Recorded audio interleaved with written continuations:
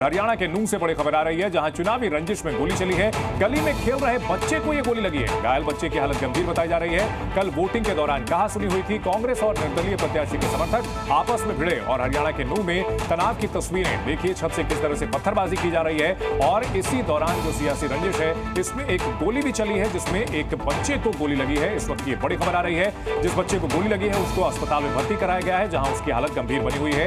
कल वोटिंग के दौरान कहासुनी हुई थी और इस कहासुनी के बाद आज कांग्रेस और निर्दलीय प्रत्याशी के समर्थकों में भिड़ंत हुई है।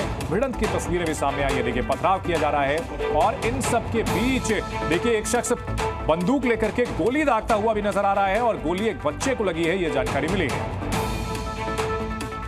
तो हरियाणा के नूंह की यह तस्वीर, जहां पर सियासी रंजिश की वजह से भिड़ंत हुई कांग्रेस और निर्दलीय प्रत्याशी के समर्थकों में, और इन समर्थकों की भिड़ंत में गोलियां तक चली हैं। पत्थरबाजी तो हुई ही है, इसके अलावा गोली चली है, जिसमें एक शख्स को गोली लगी है।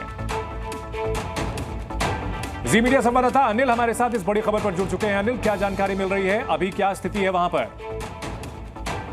स्थिति अभी सामान्य है। जयमत के गांव का यह मामला सामने आया है, क्योंकि शनिवार को चुनाव होता है। चुनाव के समय कई जगह छोटी मोटी घटनाएं हुई थी, लेकिन जैसे ही रविवार का दिन होता है तो रविवार को दोपहर को जयमत गांव के अंदर जो चुनाव की जो रंजिश थी वो निकल के सामने आती है और गोलीबारी होती है। छतों से चलकर गोली चलाई जाती है, जिसके बाद एक नीचे खेल रहे छोटे बच्चे को एक गोली लगती है और गोली लगने के बाद उस बच्चे को दिल्ली के ट्रामा सेंटर रेफर कर दिया जाता है। सबसे पहले उसको पन्हाना ले जाते हैं सीएससी में, सीएससी के बाद उसको दिल्ली के लिए रेफर कर दिया जाता है। अभी बच्चे की स्थिति सामान्य है, लेकिन इतना जरूर है कि जिस तरीके से चुनाव के बाद रंजिश है वो अब खुल के सामने आने लगी है।